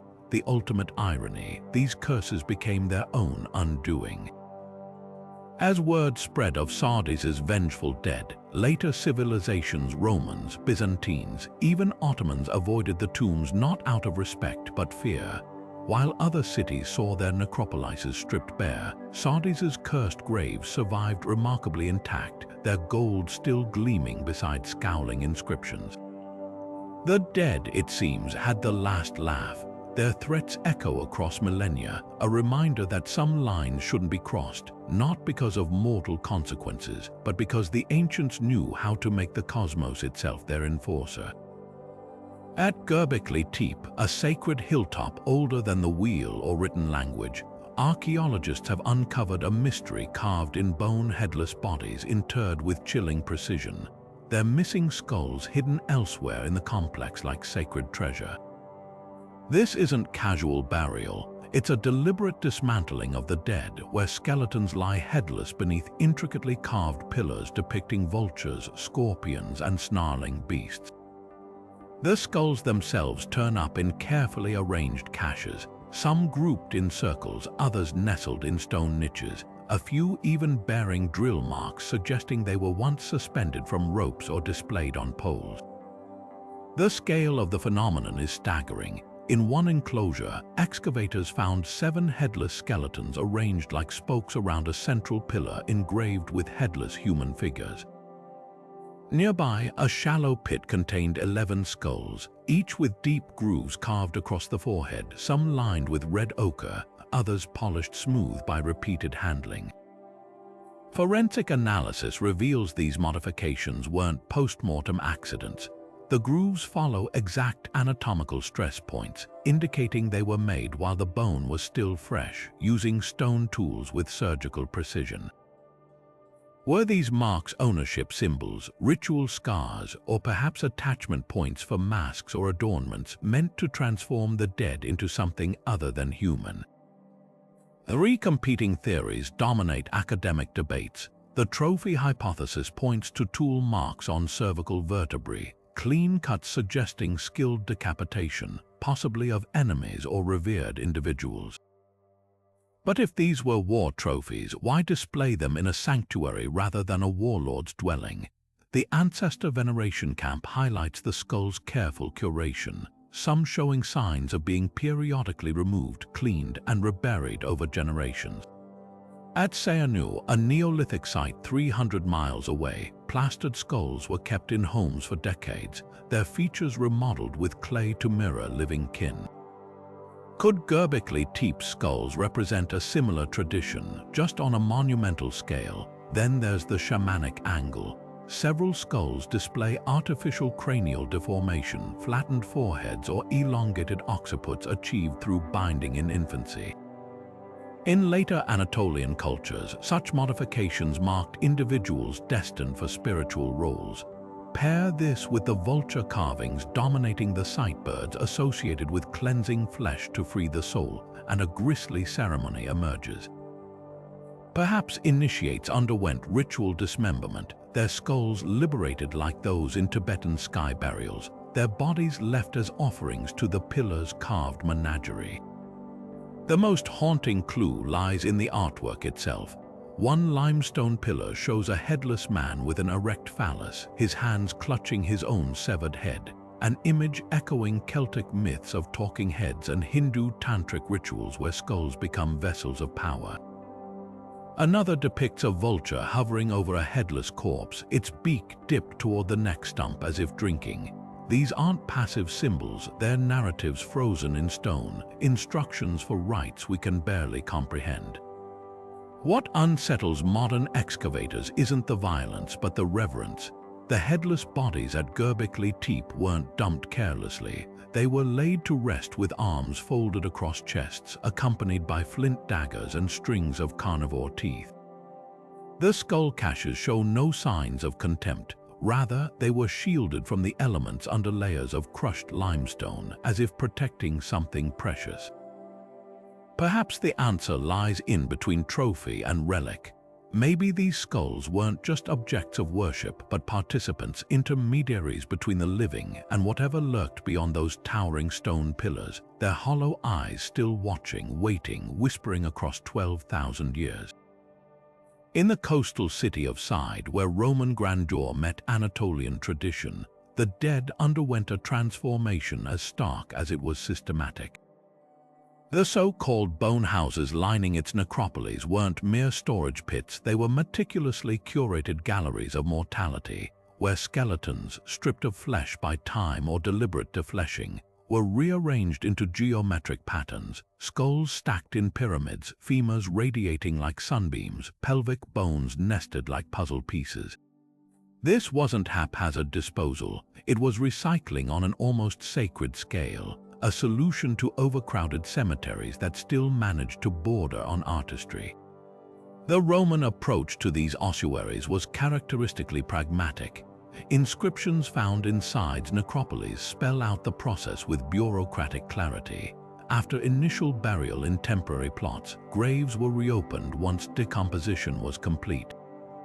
The bones, now anonymous and odorless, were transferred to communal chambers, their placement dictated by efficiency rather than individual identity. Some larger ossuaries even featured shelving systems with slots labeled by bone type, turning the act of skeletal reorganization into something resembling library cataloging. A 1st century ledger excavated near the city gates records payments to municipal bone arrangers, specialists who prided themselves on maximizing storage capacity. Yet beneath this clinical efficiency ran an undercurrent of unease. The local Anatolian population, whose ancestors had plastered skulls beneath their homes or suspended corpses in sacred trees, viewed the practice with visceral discomfort. Papyrus fragments preserve petitions from families pleading to exempt their loved ones from the bone houses, offering bribes to officials for permanent grave plots. One particularly heartbreaking letter from a widow named Tryphosa begs to keep her husband's remains intact, arguing that his spirit would wander like a beggar if scattered among strangers' bones. Archaeology reveals quiet acts of resistance. In several side ossuaries, clusters of bones were found tied together with rotten cords, likely surreptitious efforts by relatives to keep kin together despite the system. Others contained grave goods slipped in during transfers, a child's ivory rattle hidden beneath a rib cage, a soldier's phalarum medal wedged between skulls. These clandestine gestures speak to a cultural collision where Rome's vision of orderly death met Anatolia's insistence on enduring bonds. The ossuaries themselves hold eerie beauty. At dusk, when low light slants through their ventilation slots, the stacked bones cast elongated shadows that seem to reassemble into phantom figures. Some chambers bear faint red handprints on their ceilings, not ancient, as conservators initially thought, but medieval graffiti from Seljuk travelers who believed the bone houses were gateways to the underworld. Modern visitors often report a paradoxical sense of peace here, as if the very anonymity Rome imposed created its own kind of democracy, generals and merchants reduced to equal fragments, their earthly struggles quieted at last. What lingers most isn't the macabre spectacle, but the silent dialogue between two worldviews. The Romans saw bones as empty architecture, while Anatolians treated them as living vessels of memory. Besides, bone houses stand as a compromise, a city's solution to space that became, despite itself, a testament to the stubbornness of human connection. Even in disintegration, the dead refused to be fully forgotten. In the shadow of Troy's legendary walls, where heroes clashed and empires rose, archaeologists have uncovered a quiet mystery: rows of graves where the dead lie barefoot, their feet pale and unadorned despite a lifetime spent traversing rocky hills and battlefields. This absence of footwear isn't an accident of preservation. It's a deliberate choice repeated across social classes and eras, from the poorest laborers to the wealthiest merchants. Even in tombs filled with bronze weapons, intricate jewelry, and finely woven textiles, not a single sandal strap or leather sole remains. The contrast is striking. These were people who would have relied on sturdy footwear daily, yet in death they stepped into eternity empty-footed. One theory points to symbolism. Across Anatolian cultures, going barefoot often marked transitions, ritual purification, pilgrimages, or encounters with the sacred. Hittite texts describe priests removing sandals before entering temples, while later Greek sources speak of initiates walking unshod during mystic rites. Could Troy's shoeless dead be preparing for a journey where earthly attachments, even something as practical as sandals, became hindrances? Homer's Iliad offers a haunting parallel.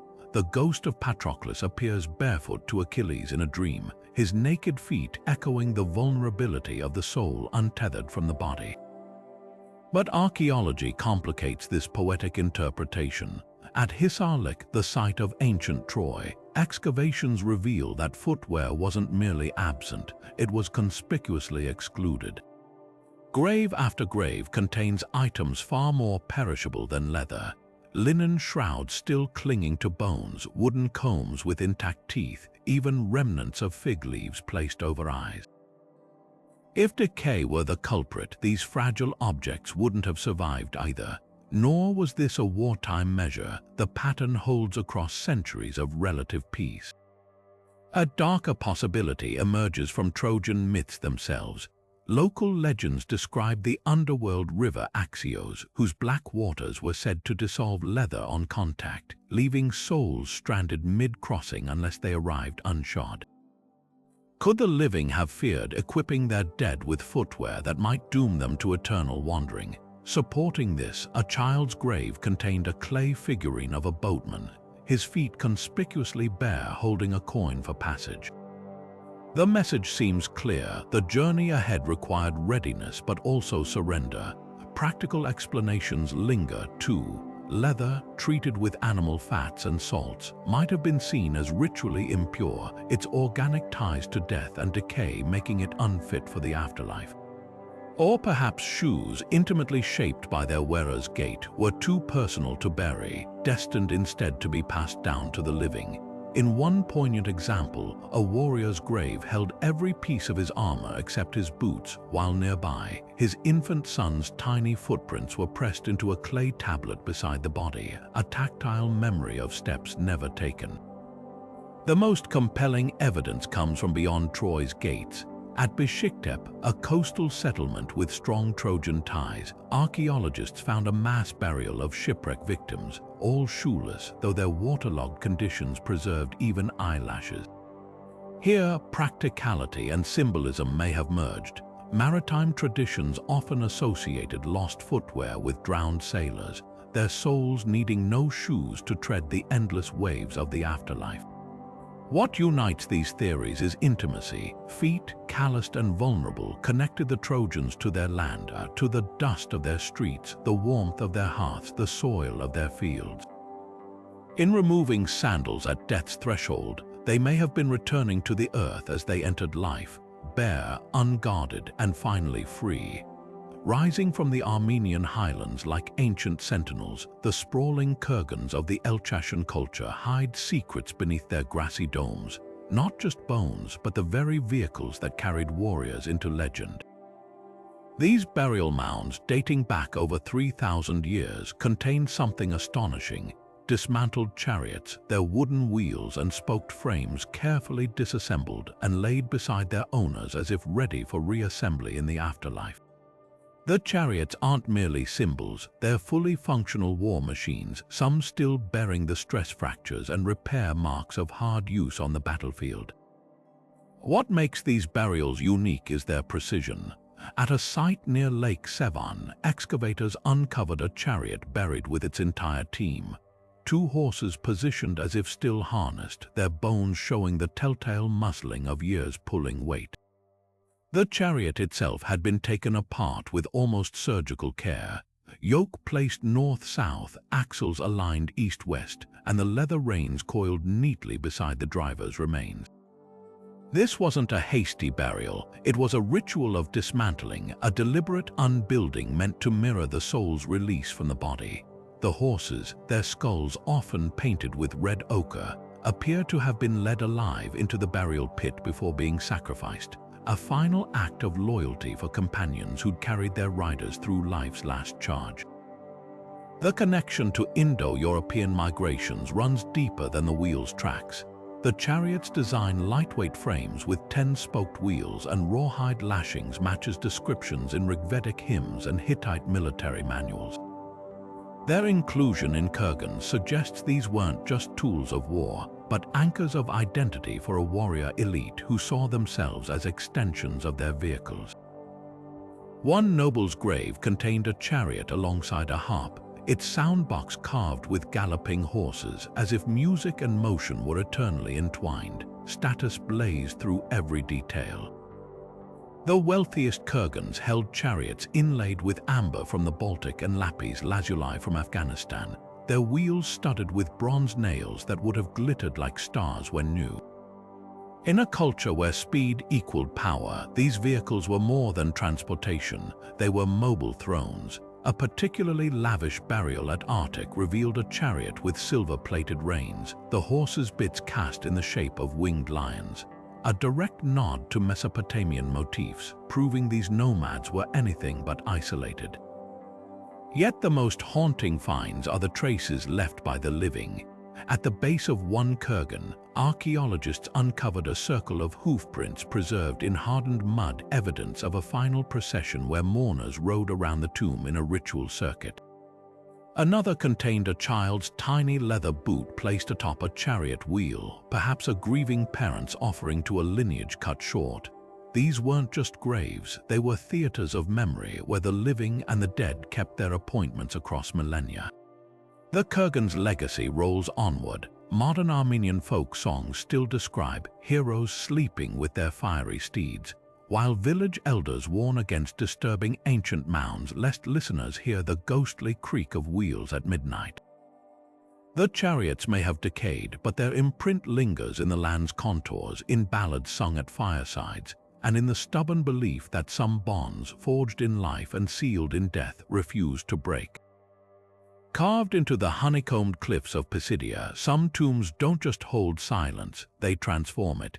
These singing burial chambers, their walls scalloped by ancient chisels, possess an uncanny acoustic quality. Speak inside them, and your voice blooms into resonant echoes as if the stone itself has learned to harmonize. Modern sound engineers testing these spaces recorded vocals reverberating for nearly 8 seconds, a delay longer than some concert halls, with certain pitches triggering vibrations that shimmer through the rock like a struck bell.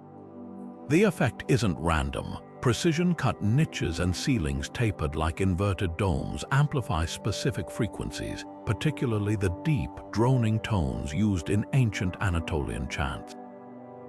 Was this sonic sorcery deliberate? The evidence leans toward yes. Many of these tombs cluster near the ruins of Pisidian temples dedicated to Cybele, the mother goddess whose rites included ecstatic drumming and throat singing. One tomb's entrance is carved with a relief of priests holding bulroras, ritual instruments that, when swung on ropes, produce a thunderous hum eerily similar to the tomb's resonant frequency. Even the placement of graves matters. Those with the strongest acoustics face the setting sun, aligning with hymns that mark the day's end. It's as if the dead were given not just a resting place, but a permanent seat at the symphony of the divine. Recent experiments by archaeologists and musicians have brought these tombs back to life. Using reconstructions of lyres strung with gut strings and bronze drums, researchers recreated funeral dirges described in Pisidian text. The results were chilling. Melodies that would sound thin in open air became layered, immersive experiences inside the chambers, with harmonics lingering long after the instruments fell silent. One particularly striking moment occurred when a singer replicated the ritual cry to Cybele, a ululating wail that, when pitched to the tomb's sweet spot, caused quartz deposits in the walls to emit faint but measurable electrical pulses. The ancients might not have understood piezoelectricity, but they clearly sensed the stone's responsiveness. Yet not all singing tombs show signs of ritual use. A few, particularly those in poorer districts, may have simply benefited from stonemasons reusing techniques developed for temples. The acoustics in these humbler chambers, while still impressive, lack the curated precision of their elite counterparts. One burial cave near Sagalassos amplifies all frequencies equally useful for communal mourning, but less suited to the controlled resonance of sacred music. This divide hints at a hierarchy of sound where the wealthy could afford tombs that turned grief into art, while the poor made do with happy accidents of geology. The most haunting discovery came from a tomb near Termessos, where someone had scratched musical notations into the wall at precise points where echoes were strongest. These marks, analyzed by musicologists, correspond to a Phrygian mode scale, a tonal system associated with lamentation. It's a fragile thread connecting us directly to the emotions of the past, not just how the Pisidians buried their dead, but how they sang to them, cried for them, and perhaps even heard answers whispered back through the living stone. Deep in the ruins of Byzantine Anatolia, archaeologists have unearthed graves that tell a story not just of death, but of terror skeletons with jagged stones crammed between their teeth, their jaws pried open so violently that some mandibles still bear the fractures. These weren't careless burials or acts of desecration. They were desperate attempts to stop the dead from rising. In the twilight years of the empire, as plague and war ravaged the land, a chilling belief took root that some corpses refused to stay dead, returning to drain the life from the living. The practice speaks to a perfect storm of superstition and suffering. Byzantine records from the 14th century describe vericolochus corpses bloated with unholy vitality, their mouths dripping with the blood of victims. The stones, often flint or obsidian with sharp edges, served as both physical gag and spiritual shackle. Wedged into the mouth post-mortem, they were thought to prevent the dead from biting or speaking curses. Some skeletons show evidence of even more brutal precautions. Iron nails driven through tongues, or the skulls themselves cracked open to release the malevolent spirit. Excavations near Nicomedia revealed one such grave where the stone wasn't just placed, it had been sewn into the jaw with wire, as if the mourners feared mere force wouldn't hold. Plague paranoia fueled the hysteria. Mass graves from the Black Death era show a sharp uptick in these mutilations, particularly where entire families had perished. Without clergy to perform last rites, terrified survivors took matters into their own hands. A burial pit near Trebizond contained 30 skeletons, all with stone-filled mouths, arranged in a circle around a central figure whose ribs had been staked with a wooden spear. The message was clear: death no longer guaranteed peace. Slavic influences crept in at the edges of the empire. Bulgarian and Serbian migrants brought tales of Upir, creatures that fed on moonlit nights. Byzantine chroniclers merged these with older Greek myths of Impausa, shape-shifting demons who devoured travelers. The result was a hybrid nightmare, one where the familiar dead became strangers and burial rites turned into warfare. In one chilling account from Adrianople, a village exhumed a suspected vampire only to find its beard still growing, its shroud half digested in its stomach. What's most haunting is the intimacy of these acts. These weren't anonymous monsters, but mothers, neighbors, lovers. The stones chosen often came from the deceased's own fields, as if the earth itself was recruited to imprison its former keeper. Some showed teeth marks where the stone was tested against living jaws first, a macabre quality check. In a few cases, the stones bore scratched crosses or Greek letters spelling IXC, the Christogram, transforming them into holy bullets fired into the mouth of darkness. Yet even in dread, glimmers of tenderness remain. A child's skeleton in Cappadocia was found with its stone wrapped in linen, the sharp edges cushioned as if the living couldn't bear to cause pain, even to something they feared. Another grave contained a silver coin placed beneath the stone, not just a gag but payment for Charon, hedging bets between folklore and faith. These moments reveal the heartbreak beneath the horror, people mourning even as they mutilated, loving even as they feared. The vampire burials didn't just reflect superstition, they mapped the collapse of an empire. As Byzantium's borders shrank, as plague emptied cities and invaders burned villages, the dead became the only enemy some could still fight. Every stone-filled mouth was a battle won against chaos, a frail bulwark against a world unraveling. Today, these skeletons lie silent, their stones still lodged where trembling hands left them, testaments not to monsters, but to the lengths the living will go to feel safe, if only for one more night. From the towering sky burials of the Urartians to the vampire-slaying stones of Byzantine graves, Anatolia's burial customs form a mosaic as varied as the cultures that once thrived here. This land wasn't just a crossroads of empires, it was a laboratory of the afterlife, where every civilization wrestled with death's mystery in ways as bold as they were beautiful. The Lycians carved their dead into cliffs to defy oblivion, the Hittites curled their loved ones like seeds awaiting rebirth, and the Phrygians entrusted their children to the arms of sacred trees. Even in darkness, these rituals shimmer with ingenuity, whether it's the echoing tombs of Pisidia, where voices still sing through stone, or the golden masks of Gordian, pressing thin as breath against the faces of kings long gone. What unites these traditions isn't just geography, but the raw humanity beneath them. A mother tucking acorns into her baby's shroud, a warrior's chariot dismantled with the care of a puzzle meant to be solved again, a community pouring beer down clay tubes to nourish ancestors they couldn't bear to forget. These aren't just acts of mourning, but acts of love, defiance, and desperate hope. Across millennia, the same questions pulse. Is death an end, a door, or a transformation? How do we hold on without suffocating what we've lost? And what do our choices say about the lives we've lived? Anatolia's graves refuse simple answers. They challenge us to see death not as a monolith, but as a mirror, reflecting everything from a culture's deepest fears to its most dazzling creativity. That's the gift of this place, it doesn't let us look away.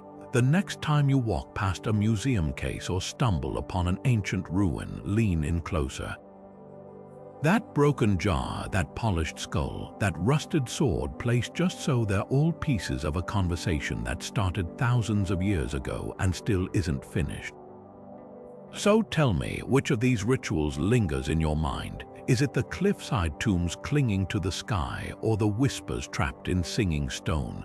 Maybe it's the vampires, their mouths stuffed with rocks, reminding us how fear and love can twist together in the dark. Whatever it is, take that curiosity further. Visit Çatalhöyük's crowded Neolithic homes, stand beneath the weeping faces of Myra's tombs, or lose yourself in the honeyed light of a Lycian sarcophagus. Because history isn't just something we study, it's something we meet eye to hollow eye across the chasm of time. And in that meeting, we might just find our own answers staring back.